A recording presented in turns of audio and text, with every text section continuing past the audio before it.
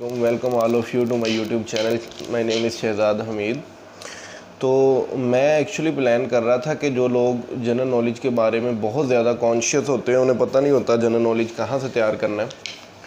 तो हमारे जितने भी टीचर्स हैं प्राइवेट और गवर्नमेंट लेवल के, जब वो गवर्नमेंट जॉब में किसी में भी अप्लाई करते हैं, चाहे वो टीचिंग की हो या वो किसी दूसरी महकमे की जॉब हो, तो उन्हें ये बड़ी परेशानी होती है, उन्हें पता नहीं चलता जनरल नॉलेज कहाँ से आता है।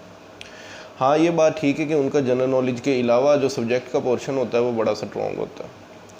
तो थोड़ी सी पहले मैं आपको जनरल नॉलेज के बारे में एक चीज़ बता दूं कि अगर आपको लगता है कि 3 महीने 4 महीने का ये काम है, तो इस तरह नहीं है। एटलीस्ट आपने इसके लिए 1 साल जो है वो लगाना है।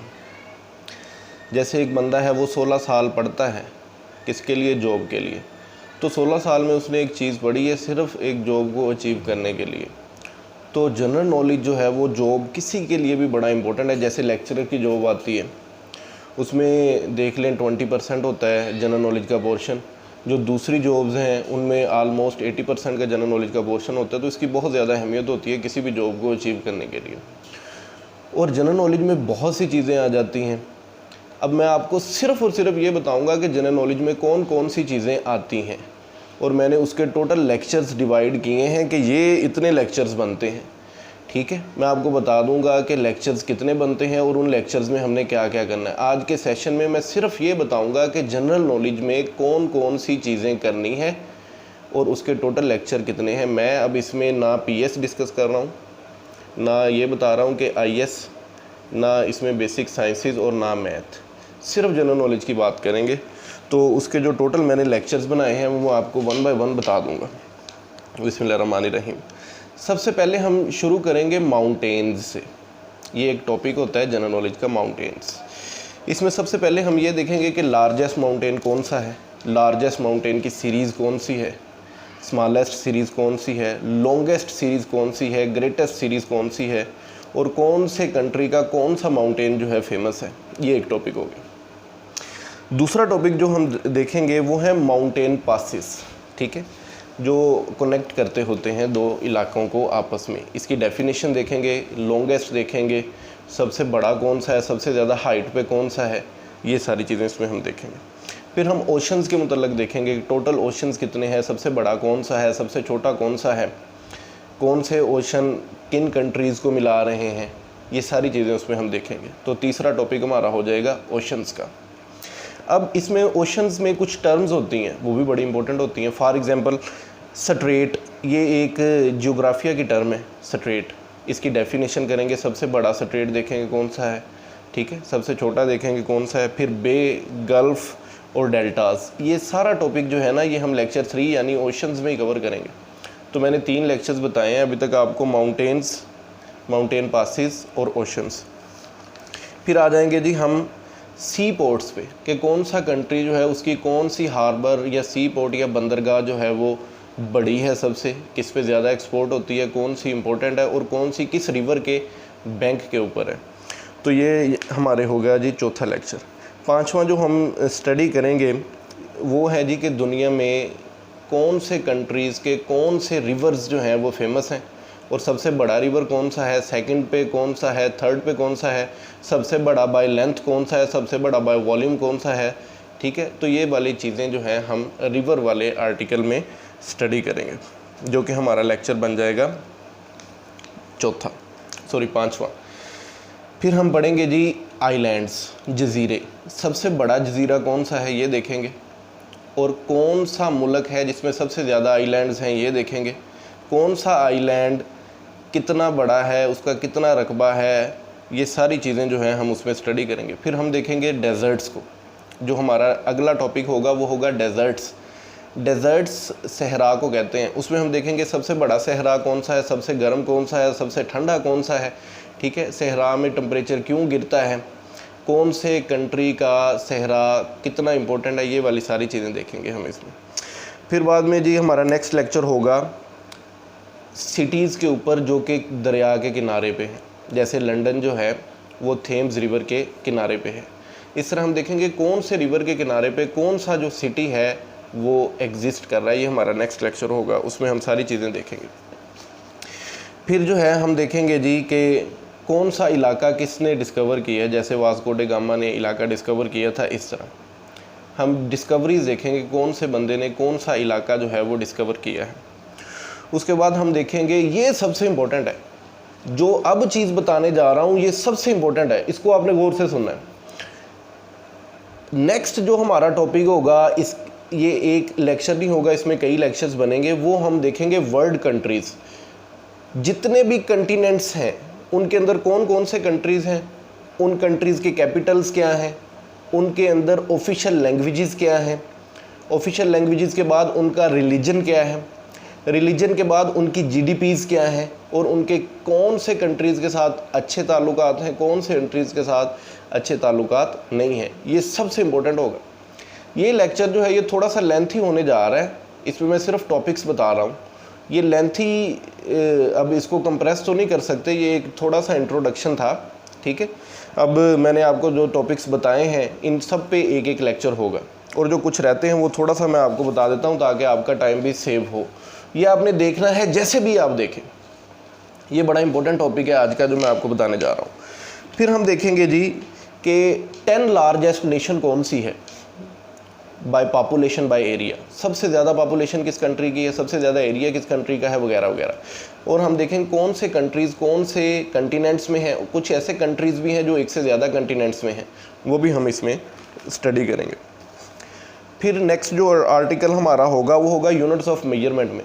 हम चेंज करेंगे कि एक मरला जो है उसमें कनाल में कितने मरले होते हैं, एकड़ में कितने होते हैं, हेक्टर में कितने होते हैं, मरबा में कितने होते हैं, ये सारी इंटर कन्वर्जेंस करते हैं। और ये बड़ी इंपॉर्टेंट है, ख़ास तौर पे पटवारी ज़िलेदार जो होते हैं इनका जो टेस्ट आता है इनमें तो लाजमी MCQ आता है, ठीक है। और सारे लेक्चर्स में, जैसे माउंटेन का लेक्चर हो, आइलैंड का लेक्चर हो, सारे लेक्चर्स में मैं आपको वो MCQs लाजमी बताऊँगा कि इसमें से ये वाला आया हुआ है PPSC के पेपर में, ये चीज़ जो है मैं आपको लाजमी बताऊँगा। फिर हम स्टडी करेंगे यूनिवर्स को। यूनिवर्स का एक लेक्चर नहीं होगा, यूनिवर्स के 3 लेक्चर्स होंगे। एक लेक्चर में सिर्फ ये बताएंगे कि प्लैनेट्स कौन कौन से हैं। अब जब हम देखेंगे कि प्लैनेट्स कौन से हैं, किस प्लैनेट का ज़मीन से कितना फासला है, किस प्लैनेट का सूरज से कितना फासला है, कौन से प्लैनेट की क्या प्रॉपर्टीज़ हैं, कौन से प्लैनेट का साइज़ ज़मीन के कंपैरिजन में क्या है, ये बड़ा इंपॉर्टेंट है। एक जो आर्टिकल मैंने बनाया है वो सिर्फ मून का बनाया है। ये बड़े MCQs आते हैं कि कौन से प्लैनेट के कितने मून हैं। यूनिवर्स हमारी जो है इसका सबसे बड़ा मून कौन सा है, हमारी यूनिवर्स का सबसे छोटा कौन सा है, कौन से प्लैनेट के मून का जो सर्कल है वो कितने डेज में कंप्लीट होता है, ये सारी चीज़ें इसमें हम करेंगे। यूनिवर्स वाला जो लेक्चर है ये 2 में डिवाइड होगा, एक में प्लैनेट्स करेंगे और एक में मून करेंगे।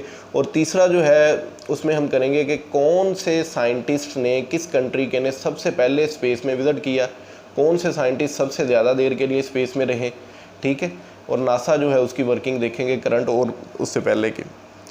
बाद में जो है जी हमने देखने हैं जी वेरियस प्रोसेसेस। ये एक आर्टिकल होता है पूरा, जैसे इसकी सिंपल मिसाल देता हूँ कि वाटर जो है वो अगर चेंज हो जाए वेपर्स में तो इसको इवेपोरेशन कहते हैं। तो इवेपोरेशन एक टर्म है। इस तरह हम कुछ टर्म्स देखेंगे जो बार बार पेपर में रिपीट हुई होंगी, साइंस की टर्म्स, ठीक है जी। फिर हम देखेंगे जी विटामिन्स, इस पर पूरा एक लेक्चर होगा कि कौन सा विटामिन जो है उसकी डेफिशिएंसी से कौन सी बीमारी होती है, उसकी एक्सेस से कौन सी बीमारी होती है, किस चीज़ में कौन सा विटामिन होता है, कौन से विटामिन का जनरल नेम्स क्या होते हैं, ये सारी चीज़ें हम इसमें स्टडी करेंगे। फिर आगे एक लेक्चर बनाया है जी साइंटिस्ट पे, कौन से साइंटिस्ट ने कौन सी इन्वेंशन की है जो इम्पोर्टेंट है, ठीक है जी।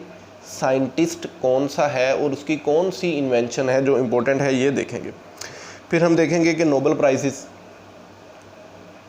नोबेल प्राइजेज़ में ये चीज़ बहुत इंपॉर्टेंट है कि कौन कौन सी शोबे ऐसे हैं जिनमें नोबेल प्राइज़ मिलता है, और सबसे पहले नोबेल प्राइज़ किसको मिला है, सबसे लास्ट पे किसको मिला है, और करंट जो है, ये सारी चीज़ें हम इसमें देखेंगे। फिर एक जो सबसे इम्पोर्टेंट चीज़ होती है वो होती है साइट्स ऑफ स्पेशल नोट्स। जैसे आईफिल टावर है पेरिस में, वो देखेंगे कि आईफिल टावर कहाँ पे है, पेरिस क्या है, ठीक है। हर कंट्री की साइट्स हैं, कुछ स्पेशल नोट्स हैं, वो हम देखेंगे कि कौन से कंट्री की कौन सी चीज़ें जो हैं वो बहुत ज़्यादा स्पेशल है, ठीक है, और उनको स्टडी करेंगे।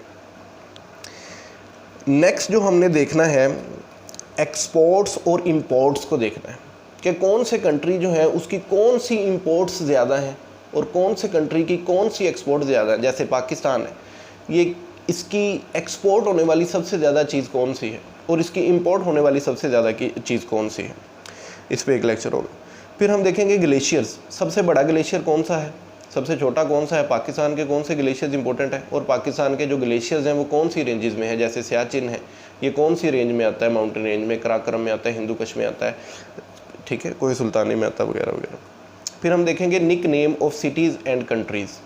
अब nickname of cities and countries से क्या मुराद है, जैसे मैं आपको एक मिसाल देता हूँ, लैंड ऑफ एलिफेंट्स, ये एक आज़ादी नाम है थाईलैंड का, ठीक है जी। जैसे पाकिस्तान में भी सिटी ऑफ टेक्सटाइल्स फैसलाबाद है।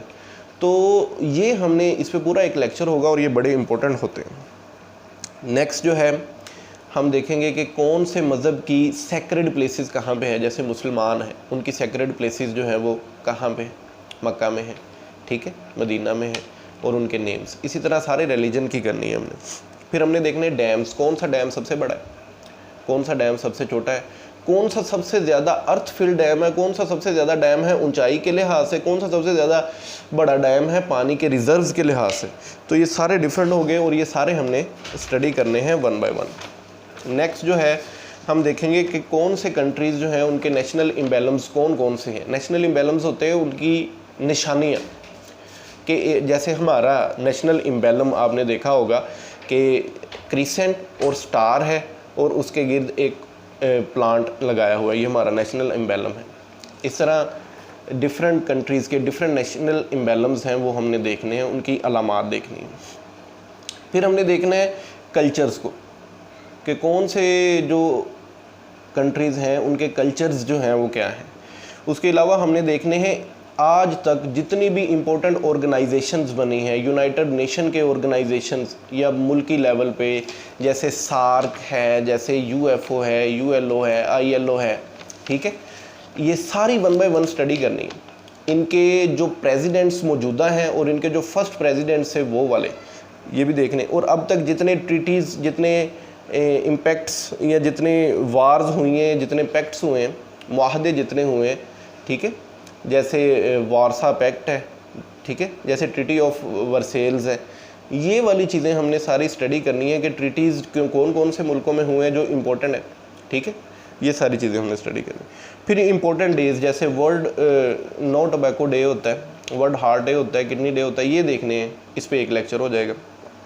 उसके बाद हमने देखनी है इम्पोर्टेंट बुक्स, जो बहुत ज़्यादा बुक्स फेमस हैं वो कौन से राइटर्स की हैं, जो बहुत ज़्यादा बुक्स फेमस हैं वो कौन से राइटर्स की हैं, उनके नेम्स, ठीक है जी।